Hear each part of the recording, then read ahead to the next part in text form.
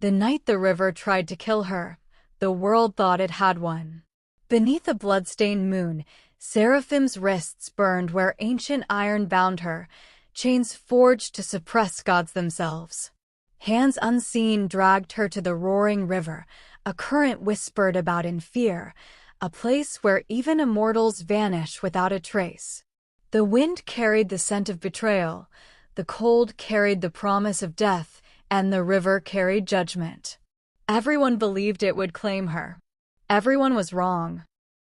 She hit the water, lungs screaming for air she could not draw.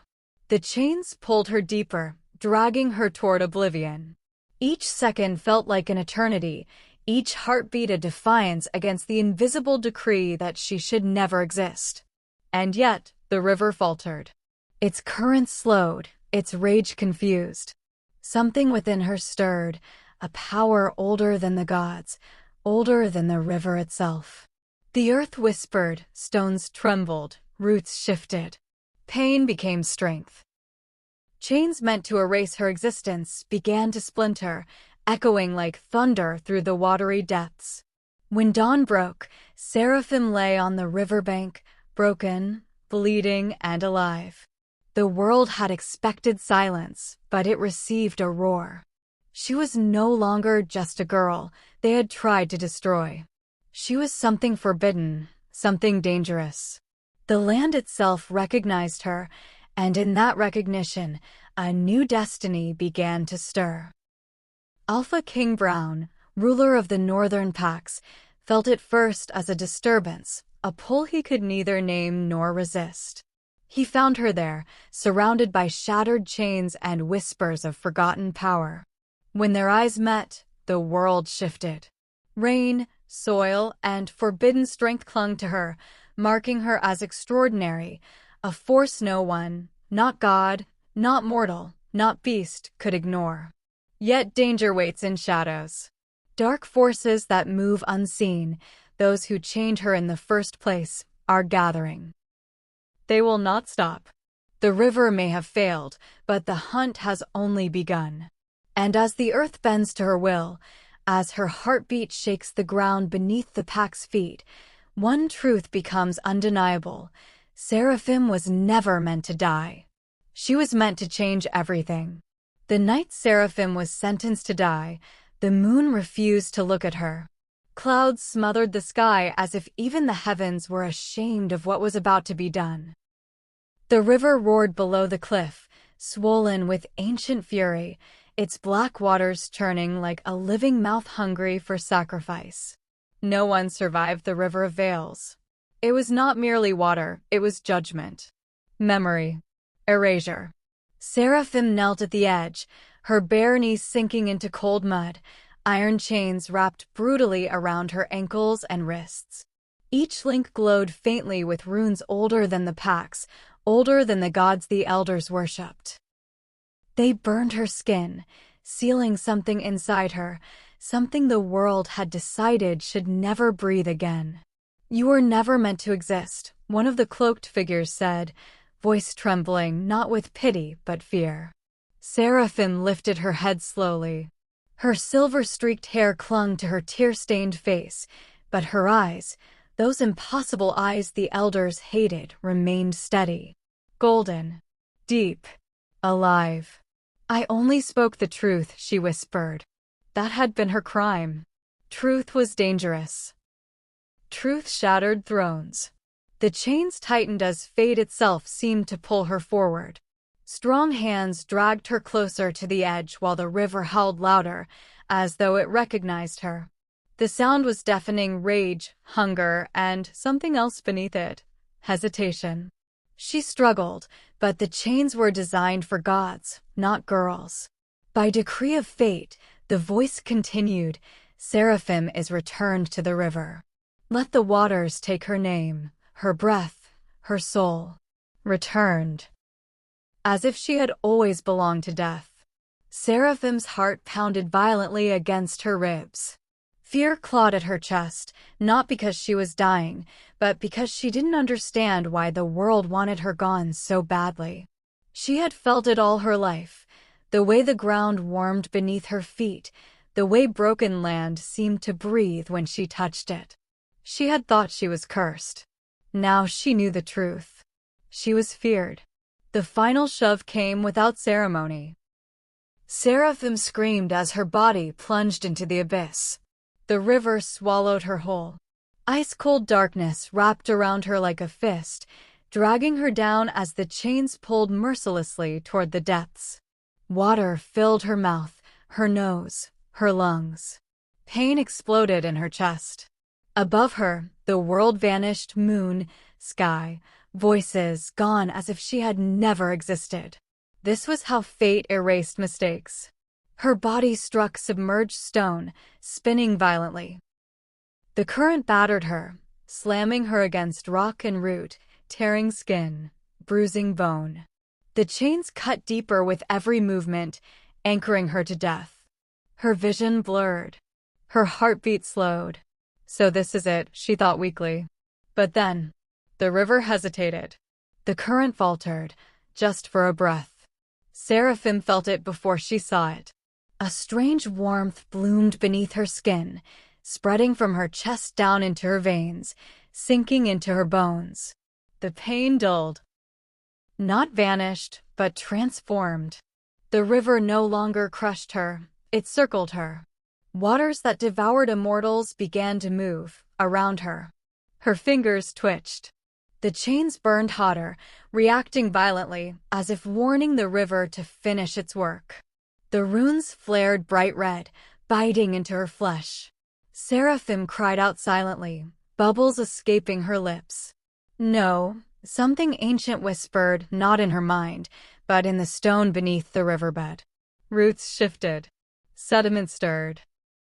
The river surged again, furious now, trying to drown her properly this time. Water forced into her lungs, and darkness crept into the edges of her vision.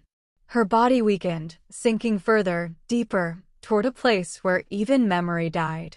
But the river could not take what did not belong to it. Seraphim's hand brushed the riverbed, and the earth answered.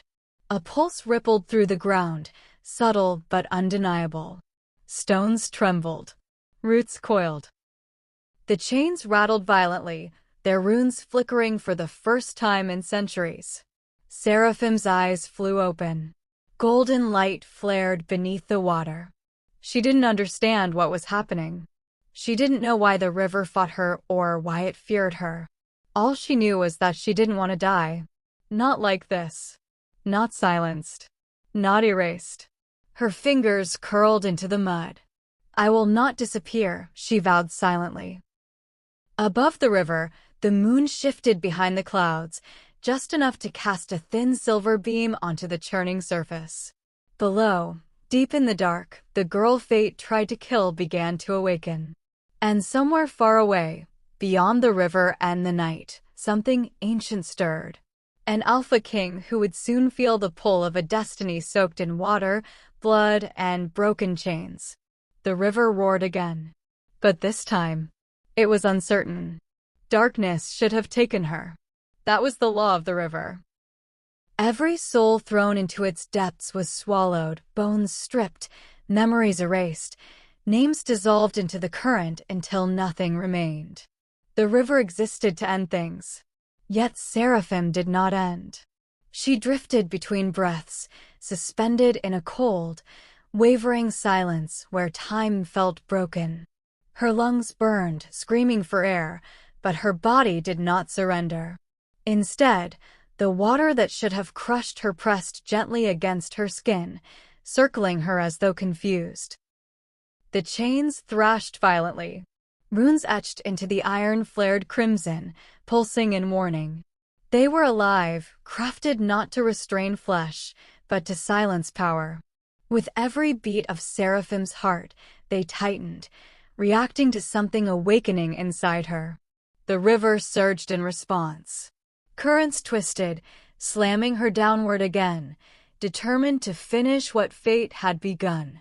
Her body spun, hair fanning out like dark smoke as the water dragged her deeper. Pressure crushed her ears.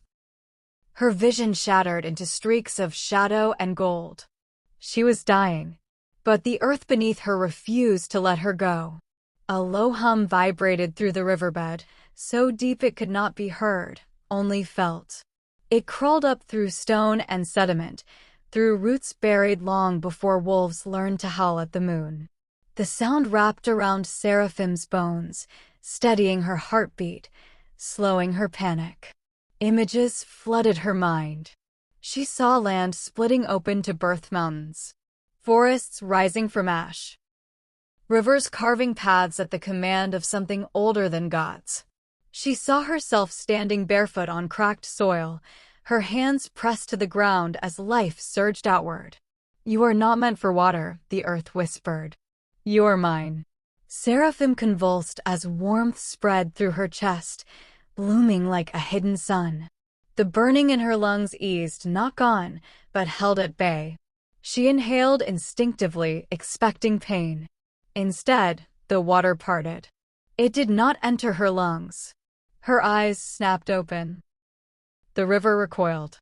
The current faltered again, swirling uncertainly around her as if the waters themselves could not decide what she was.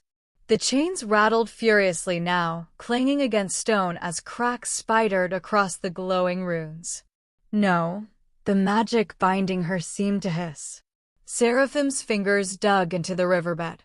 Mud slid between her nails as she anchored herself, her body no longer drifting helplessly.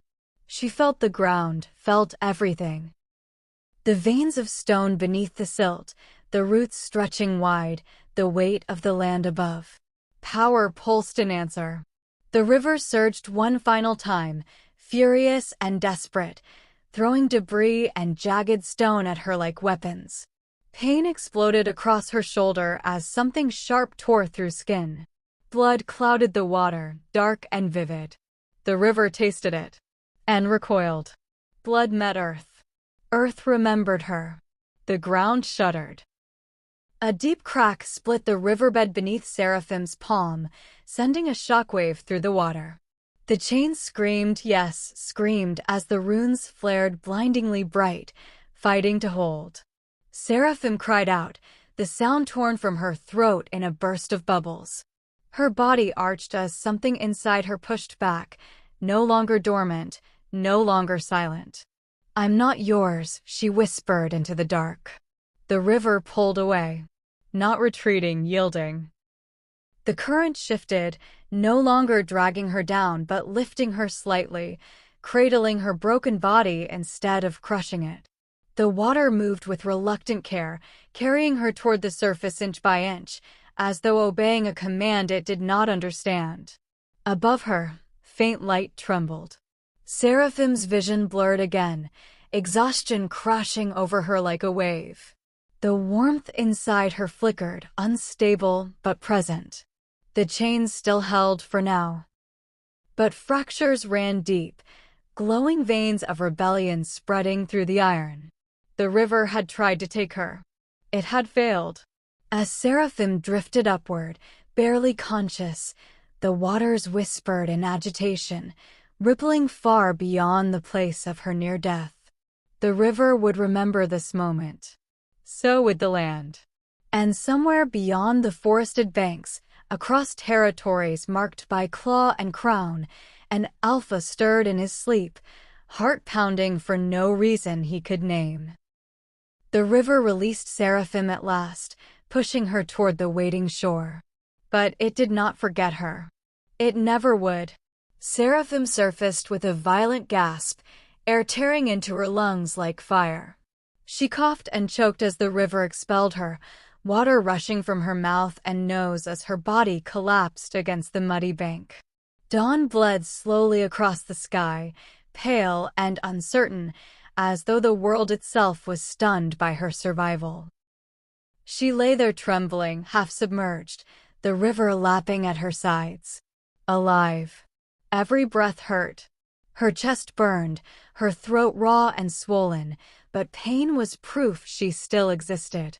The chains remained wrapped around her limbs, heavy and cruel, biting into torn skin.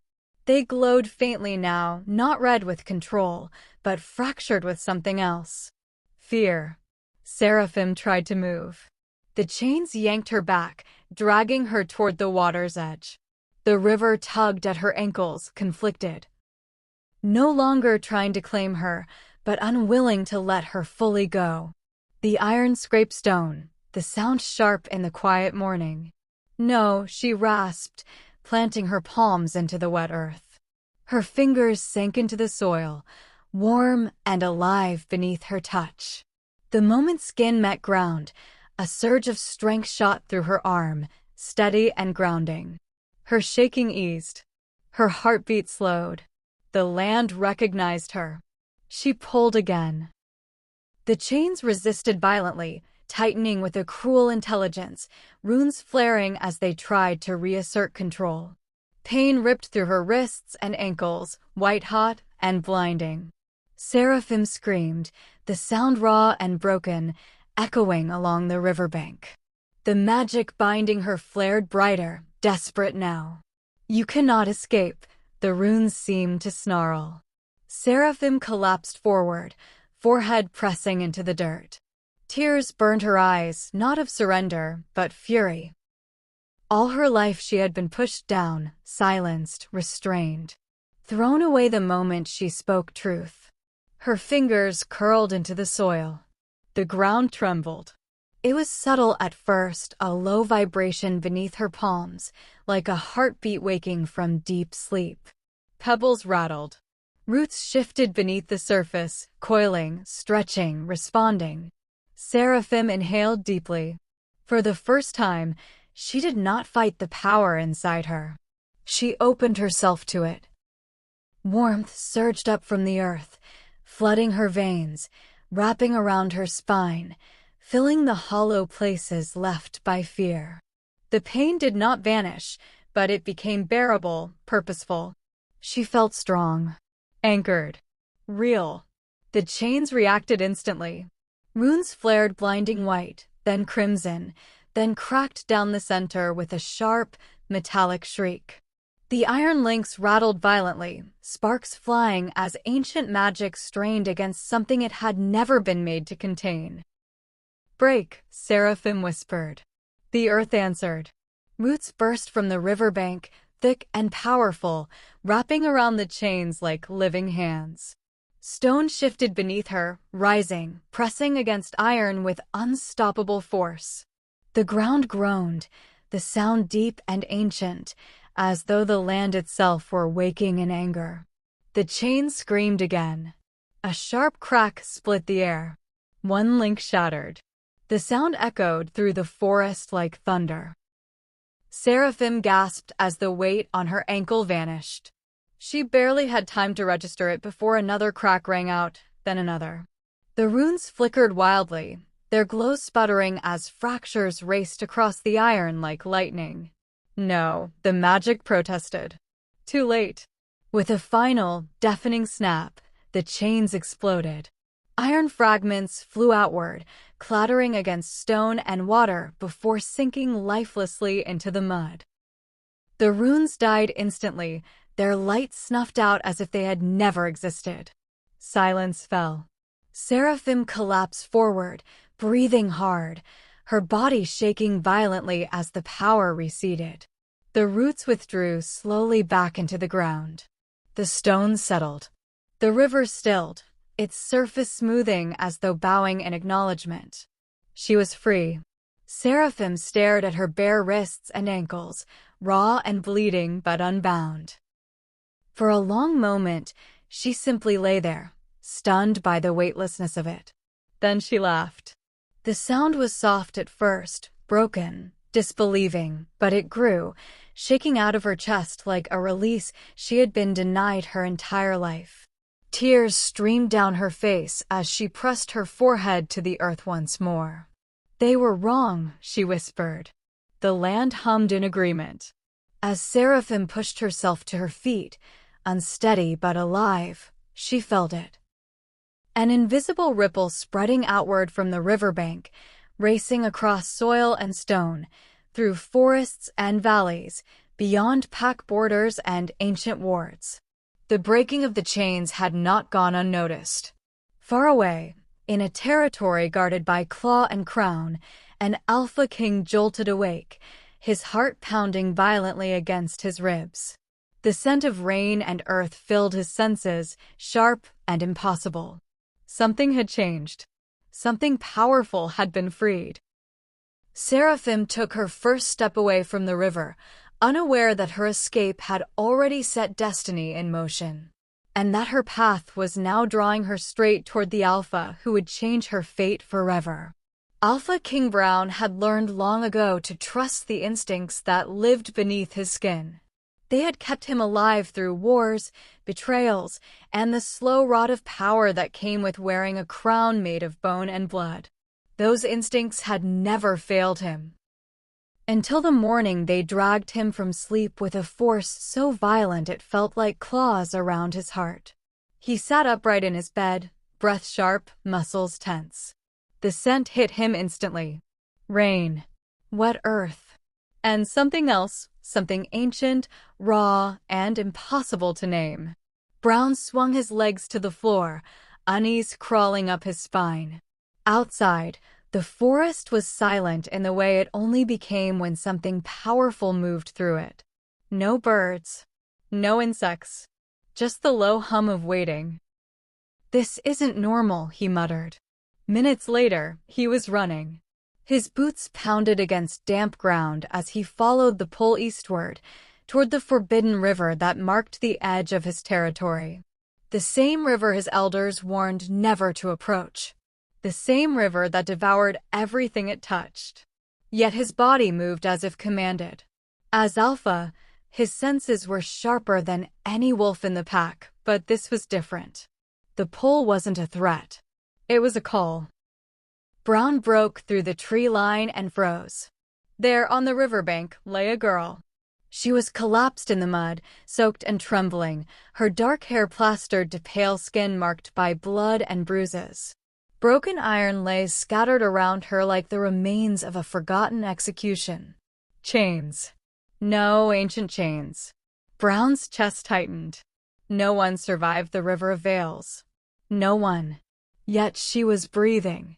He approached cautiously, every muscle coiled, his wolf snarling uneasily beneath his skin. The closer he came, the stronger the scent became, earth after rain, fertile soil, something that made his instincts bow rather than rise. Fated. The words slammed into him without warning. Brown knelt beside her, ignoring the chill of the river wind. "Hey," he said gruffly, reaching out. The moment his fingers brushed her arm, the world shifted. A surge of heat tore through him, sharp and electrifying, like lightning down his spine. His wolf roared, not in challenge, but in recognition. The bond snapped tight, ancient and undeniable. Seraphim gasped and jolted awake. Her eyes flew open, golden, luminous, and blazing with fear. She scrambled backward instinctively, mud spraying as she tried to put distance between them, her hands shaking violently. "Don't touch me," she rasped, voice hoarse but fierce. Brown raised his hands slowly, palms open. "Easy," he said, forcing his own racing heart to slow. "I'm not here to hurt you." She stared at him like a cornered animal, eyes flicking to the trees, the river, the broken chains. Her body trembled, not from cold alone, but from exhaustion and shock. "You came from the river," Brown said quietly. Her jaw tightened. "It tried to kill me." His eyes dropped to the shattered iron at her feet. Recognition dawned, followed swiftly by disbelief. "Those chains, they weren't made by wolves." "No," she said. "They were made to erase me." Silence stretched between them, heavy with things neither dared name. Brown shrugged out of his cloak and draped it over her shoulders before she could protest. The moment it touched her skin, the earth beneath them pulsed faintly, sending a shiver through him. "Who did this to you?" he asked. Seraphim hesitated. For a heartbeat, she considered lying. It had always been safer.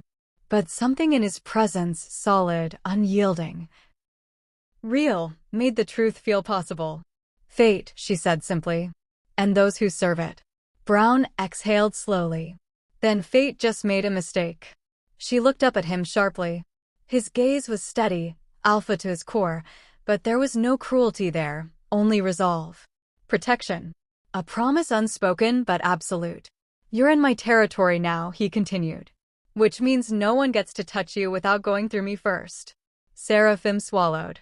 No one had ever spoken to her like that.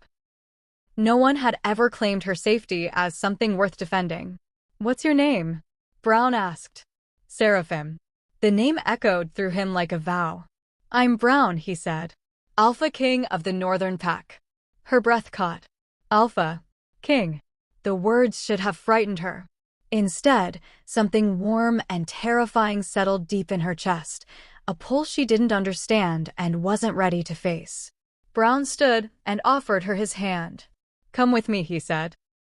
You shouldn't be here when whoever chained you realizes you survived. Seraphim stared at his hand for a long moment. Then she took it. The moment their fingers intertwined, the ground beneath the riverbank hummed softly, as if sealing something ancient and inevitable. Neither of them noticed. But the river did. And far beyond the trees, forces older than packs and crowns began to stir, furious that the girl meant to die now walked beside an Alpha King. Unchained, awakened, and no longer alone. The Northern Pack's territory rose from the forest like a living thing, stone halls grown from the mountainside, paths worn smooth by generations of wolves, watchtowers crowned with fire. Seraphim felt it the moment she crossed the boundary. The land breathed. Not with hostility, but recognition. She staggered slightly, fingers curling into Alpha King Brown's sleeve as a rush of sensation swept through her. Roots shifted beneath the earth. Stone warmed. The ground seemed to lean toward her, curious, welcoming. Brown felt it too. He slowed, eyes narrowing as he studied her profile. The land reacts to you, he said carefully. Seraphim swallowed. It always has. Inside the Alpha Hall, whispers spread faster than wildfire. Wolves paused mid-step. Guards stiffened. Elders turned with sharp, measuring gazes. Their eyes locked onto the girl with river-damp hair and scars shaped like broken fate. She smells wrong, one muttered. No, another whispered, uneasy. She smells old. Brown's growl cut through the hall, low and dangerous. Anyone who speaks out of turn will answer to me. Silence fell. Seraphim stood straighter, though fear crept through her chest. She had spent her life being watched like a threat. This was no different, only the walls were stronger, the eyes sharper. Brown led her to a private chamber deep within the hall. The moment the door closed, the weight of exhaustion slammed into her. Her legs gave out, and she collapsed onto the furs lining the bed. I'm not weak, she murmured, shame flickering in her voice. I know, Brown said. You're just done bleeding for today. He turned away deliberately, giving her space as he poured water and handed it to her without looking. She drank slowly, each swallow grounding her. For a long moment, neither spoke. Then the room shifted. A crack split the stone floor beneath the bed with a soft, echoing sound. Thin green shoots pushed through, curling upward before blooming into small white flowers. Seraphim froze. Oh no. Brown stared. The air smelled suddenly of rain and new growth. The stone walls hummed faintly, responding like a heartbeat. You did that, he said. Seraphim shook her head. I didn't mean to. She pressed her palms to her thighs, breathing hard as panic rose. It happens when I'm overwhelmed. Or hurt. Or scared. I try to stop it, but the land doesn't always listen. Brown stepped closer, slow and careful, like approaching a force of nature rather than a frightened girl. What are you? He asked quietly, not accusing, but in awe.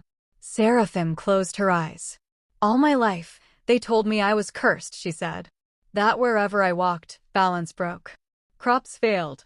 Rivers shifted. Earthquakes followed my anger. They said I was a mistake the gods forgot to erase. Her voice trembled, but she continued. Then I learned the truth. Brown waited. I wasn't breaking balance, she whispered. I was restoring it. She opened her eyes, golden light flickering faintly within them. The land answers me because I belong to it. Not the moon. Not the gods. The earth. Brown's breath caught. Earth blessed. The oldest legends spoke of such power, rare, forbidden, feared.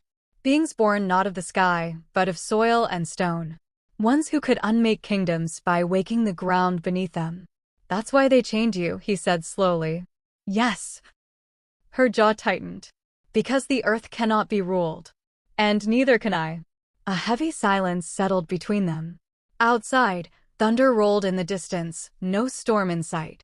Brown reached out, stopping inches from her hand. Does your power threaten my people?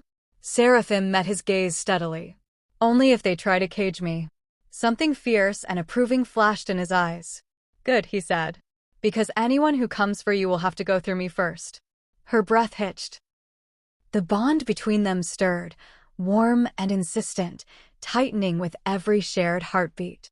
It terrified her, comforted her, promised something she wasn't sure she deserved. Before either could speak again, a horn sounded low and urgent. Brown's expression hardened instantly. Someone crossed the outer wards, he said. And they're not wolves. Seraphim felt it then, a cold pressure brushing against her senses, like hands scraping across stone. They had found her. She rose to her feet, fear giving way to resolve. The flowers at her feet wilted, the stone beneath them hardening. Brown, she said softly, if they take me. They won't, he interrupted, voice like iron. Not while I breathe. Outside, the ground shuddered faintly, as if the land itself braced for what was coming. And far beyond the Alpha Hall, ancient eyes turned toward the northern pack, aware now that the girl who survived the river had revealed her secret. And that secrets like hers always demanded blood. The earth went silent. Not the quiet of peace, but the stillness that came before judgment. Seraphim stood at the heart of the shattered clearing, bare feet pressed into cracked soil, her hair lifting as if stirred by an unseen wind. Around her lay the remnants of battle, splintered weapons, fallen enemies, scorched ground where divine fire had failed to burn. The gods had come for her, and they had failed. Alpha King Brown stood a few steps behind her, blood streaked across his jaw, his wolf barely contained beneath his skin. His warriors formed a broken ring around them, wounded but standing, eyes fixed not on the fallen enemies, but on Seraphim, on the girl who had become something more. Above them, the sky churned. Clouds twisted unnaturally, pulled into a spiraling wound where moonlight bled through like a watching eye. The presence that pressed down on the land was immense. Ancient, furious, weakened. You were meant to die in the river. The voice boomed from everywhere and nowhere, layered with power and fury. The moon goddess no longer hid herself. Her form flickered in the sky, fractured and dim, her glow unstable. Seraphim lifted her chin. I did, she said calmly. But the river refused you. The ground beneath her feet pulsed in agreement. Roots burst from the soil, spreading outward like veins, wrapping protectively around the clearing. Stone rose in jagged spires, forming a living shield between Seraphim and the heavens. You are chained because you are in balance, the goddess snarled. Seraphim smiled softly, sad, knowing. No, she replied. I was chained because I am balance you cannot control. The words carried power. The land answered. A deep, thunderous resonance rolled through the territory as mountains far away groaned, forests bent, and rivers changed course. The earth did not rise in violence, but in recognition. In loyalty. Brown felt it then, fully, completely. This was not a girl who needed saving. This was a force the world had tried to bury. He stepped forward, coming to her side, his presence solid and unyielding. She stands under my protection, he declared, voice carrying alpha authority sharpened by devotion. And by the law of claw and crown, any who challenge her challenge me. The goddess laughed thin, brittle. You are nothing but a wolf. Brown bared his teeth. And you are nothing without worship. Seraphim reached for his hand. The moment their fingers intertwined, the bond ignited fully, no longer a whisper, but a vow carved into fate itself. Power surged between them, earth and wolf, land and blood, grounding and ferocity woven together. The sky cracked. A scream tore through the clouds as the goddess's form shattered, her light splintering like glass scattered across the heavens. She did not die. But she fell, cast back beyond the veil, weakened, exposed, afraid. The pressure lifted. Silence returned. Slowly the land settled. Roots withdrew. Stone sank. The earth breathed again. Seraphim swayed as the power receded, exhaustion crashing over her. Brown caught her instantly, pulling her against his chest. She rested her forehead against his collarbone, breathing him in, warm, alive, real. "It's over," he murmured. She shook her head faintly. "No, it's begun." He smiled, fierce and proud. "Good." The warriors knelt, one by one. Not to a goddess, but to the girl the river couldn't take. Later, as dawn painted the sky gold, Seraphim stood once more at the riverbank. The water flowed gently now, clear and calm, no longer a mouth of death, but a living vein of the land. She dipped her fingers into it. "Thank you," she whispered. The river rippled softly, brushing her skin in farewell. Brown wrapped an arm around her waist. "What happens now?" Seraphim looked out over the land. Over the pack, the forests, the mountains that answered her call. "Now," she said, eyes glowing with quiet certainty, "we build a world where no one is chained for what they are." The Alpha King kissed her temple, sealing a promise older than crowns. And far away, deep beneath stone and silence, the earth stirred, ready to rise with her. The girl meant to die had become the blessing of the land. And the world would never be the same again. Wolf Face Globe showing Europe, Africa.